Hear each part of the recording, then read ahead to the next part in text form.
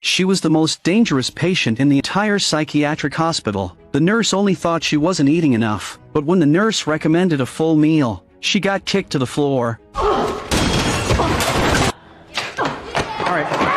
A male orderly stepped in to restrain her, but despite her frail appearance, it took two men to hold her down. She wasn't born this crazy. Not long ago, Needy was just an emotionally stable high school girl who looked like your typical honors student. She had a childhood friend who was completely different from her. Unlike Needy, Jennifer was a beautiful and spoiled cheerleader, always bored of small-town life and constantly dragging Needy into her quest for something cooler. After class one day, Jennifer invited Needy to go out. A new band was playing in a nearby town. Needy tried to say no, even mentioning that she had plans with her boyfriend, Chip, that night, but Jennifer always knew how to persuade her. Every time she insisted, Needy would give in. That night, Needy changed into what she thought was her most mature outfit. Chip wasn't happy not just because she canceled their date, but because he hated how Needy always obeyed Jennifer. Needy gave a small smile and said nothing, still choosing to go out with Jennifer. At the bar, Jennifer had a clear goal. She ignored boys her age, brushed off her ex who was now in police college, and set her sights solely on the band's lead singer. Needy tried to stop her, but Jennifer,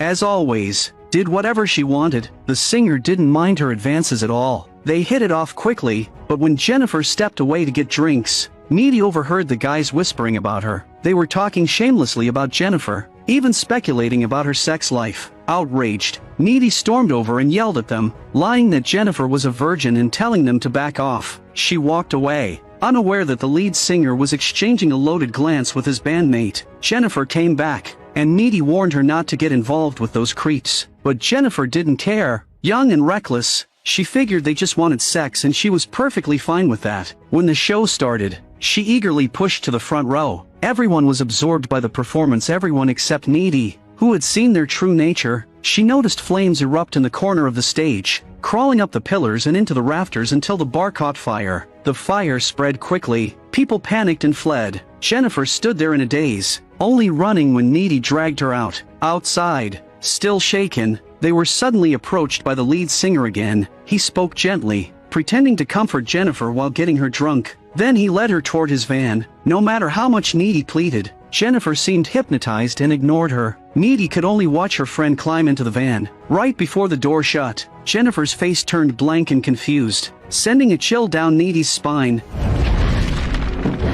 Alone, Needy returned home and called Chip to talk about the fire and Jennifer's disappearance. Suddenly, the doorbell rang, startling her. She was home alone, afraid to hang up. She nervously went to answer the door, but no one was there. Thinking she imagined it, she ended the call. But just before heading upstairs, she heard a noise from the kitchen, summoning her courage. Needy went to check. Jennifer suddenly appeared behind her, covered in blood and looking monstrous. Needy asked what had happened. Jennifer didn't answer. She just gave a creepy smile and went to rummage through the fridge. She devoured the food like an animal. Needy tried to stop her, but she gagged as if something was stuck in her throat, then vomited a large pool of black liquid with something still twitching in it. Jennifer laughed again. Though terrified, Needy reached out to comfort her, but when she touched Jennifer's arm, it was ice cold and lifeless. Needy ran for the phone to call the police, but Jennifer stopped her. Jennifer asked if she was scared. Needy tearfully nodded. Jennifer leaned in, about to bite her, but the moment her lips touched the friendship necklace around Needy's neck, she paused then walked away. The next day, news of the fire spread through the town.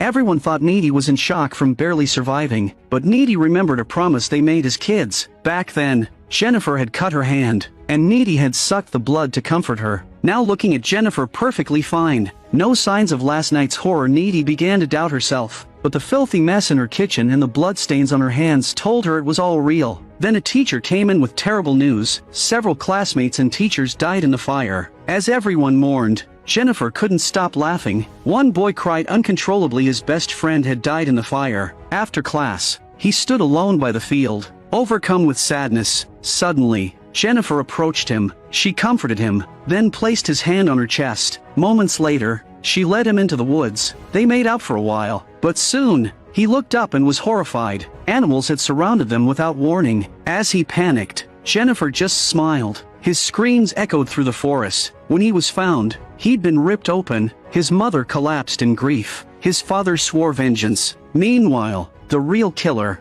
reborn from blood and flesh, emerged from the lake looking more radiant than ever. By the time she reached the shore, all the evidence had been washed away. There was nothing left to find. That night, Jennifer called Needy to gleefully share her excitement. When she heard Needy still mourning the fire, she coldly dismissed it as no big deal, while Jennifer lived in her own world. Chip called Needy. Unbeknownst to her, Jennifer was already up to something strange. This small town was once peaceful, but now, with death after death, everyone wore heavy expressions, except Jennifer, who, freshly replenished, looked stunning, but the energy didn't last long. Within a month, Jennifer visibly started to fade. Sensing her power waning, she set her sights on a new target. That's when Needy's friend Colin showed up. Shy and awkward, he tried talking to Jennifer. She didn't seem interested and later mocked him. Needy defended Colin, saying he was a good guy. Suddenly intrigued, Jennifer called him back and arranged to meet up that night. Her sudden change made Needy suspicious. That night, Colin went to the address Jennifer gave. The place was sealed up and looked like a haunted house. He wandered inside and found a candlelit room. Before he could question it, Jennifer appeared. She avoided his questions and started making out with him. Just as Colin lost himself, he was startled and backed away, getting cut in the process. The sight of blood excited Jennifer even more. Her seductive silhouette was a prelude to death, and the demon within her began its feast. At the same time, while on a date, Needy suddenly had a strange vision. She saw blood dripping from the ceiling. The boy who died before appeared, bloodied, with Jennifer crouched on his shoulder, smiling eerily, terrified. Needy cut the date short and drove home in a panic.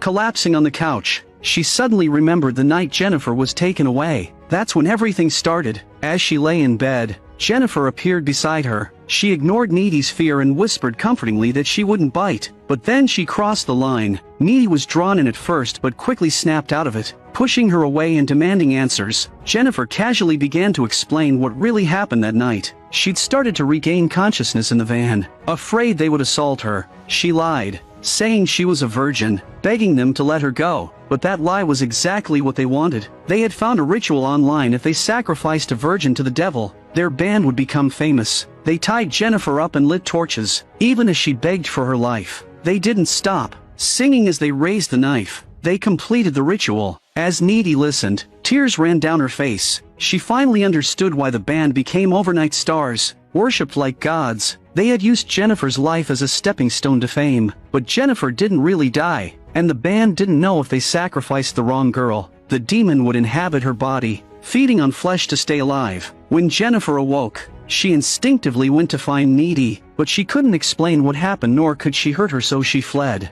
Eventually, she found a classmate who'd survived the fire. That night, she claimed her first victim. As she told the story, Jennifer's expression stayed lighthearted, as if she'd forgotten the trauma of being murdered. But when she cut herself and showed Needy her wound healing instantly, the horror beneath her calm surface was revealed. Jennifer wasn't immune to pain. She had just endured so much that only by inflicting pain on others could she heal her own. After dying once, she no longer had any empathy for death. The new Jennifer always appeared cold and detached, but would get excited upon hearing about teachers dying in the fire. She called cremated remains roast piglets. With nowhere to vent the pain of being an innocent victim, she began reenacting the harm she once endured over and over on boys her age. Just like that band earned fame through her body that night, she now drew sustenance from their pain and fear to keep herself alive. It was only in front of victims who didn't survive that she could stop being a pitiful sufferer and become a powerful reborn entity. One day in class, the teacher praised the hypocritical band for all they had done to help the town after the fire. Only Needy questioned it while Jennifer stayed silent. Still young,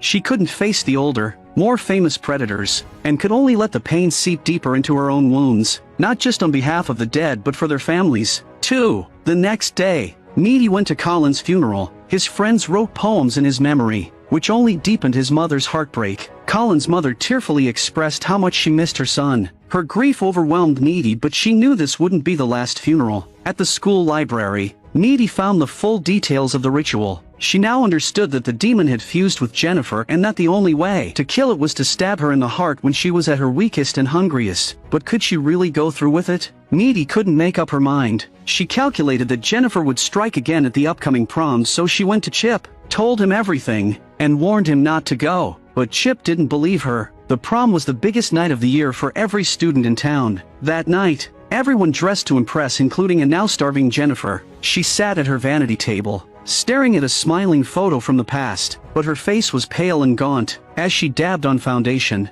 her eyes filled with tears. When Needy arrived at the prom, she searched the crowd but couldn't find Jennifer or Chip. The only people she saw were the band, the very cause of it all, performing like honored guests on stage. Suddenly, she had a feeling and rushed out of the prom to look for Chip. At his house, she learned he had left 20 minutes ago. Panic gripped her. She asked which way he went and chased after him. She was right. Jennifer had lured him to an abandoned pool with lies that Needy had cheated on him. Just like before, Jennifer tried to seduce him, hoping to confuse him, then attack. But Chip resisted. When Needy heard the cries, she climbed into the abandoned pool just in time to see Jennifer on top of him. Summoning her courage, Needy leapt into the pool, shoved Jennifer away, and took the pepper spray from Chip's hand, blasting Jennifer with it. Once again, Jennifer vomited black water just like the night she died. Floating up into the air, she looked down and asked Needy why she was interfering. Needy shouted back, demanding to know why she was attacking Chip. I am going to eat your soul and it out, Nicky! Jennifer stopped. This kind of wound wouldn't kill her, but as she saw the blood pour from Chip's body, Needy's eyes filled with sorrow, as if trying to comfort her. Jennifer didn't strike again. She simply walked away in silence. After she left, Needy looked at Chip, who lay dying. He apologized for not believing her. He didn't have much time left. Within moments, he died in Needy's arms. Heartbroken, Needy lay in bed, staring at the photo album beside her, photos of her with Chip, and of her with Jennifer. That moment, she made her decision. From that day on, neither of them returned to school. Needy was waiting for Jennifer's strength to fade. That would be the best time to kill the demon. Finally, that night came. Jennifer was weak and hungry again. While watching a sports show, she flipped through the yearbook, picking her next target. She turned off the lights to go to sleep when Needy came crashing through the window. Fueled by rage, Needy lunged at Jennifer, or rather, the demon, and unleashed everything she had bottled up. Jennifer bit her hard. Breaking free, Needy pulled out a knife and slashed her. That pushed Jennifer over the edge. The demon's power surged, lifting them both into the air. As they struggled midair, Needy looked at the blood-stained necklace that symbolized their friendship. She yanked it off. As she crashed to the ground, Jennifer also dropped, her strength suddenly drained. Her expression shifted from fear to calm. The demon's powers no longer worked. In that moment, she seemed willing to die at Needy's hand. The ritual to kill the demon was complete. As her breathing stopped, Jennifer's face returned to normal. Jennifer, what is it, baby? Oh my God. Oh God. Exhausted, Needy collapsed beside Jennifer's body. The blood splattered across her cheek looked like tears. Needy turned her head. Now that the demon was gone, Jennifer's body was no longer a weapon. It was just the body of a childhood friend, a girl who had never been abused, never transformed, just a girl. I'm a movie enthusiast. Please subscribe to my channel, and I'll see you next time.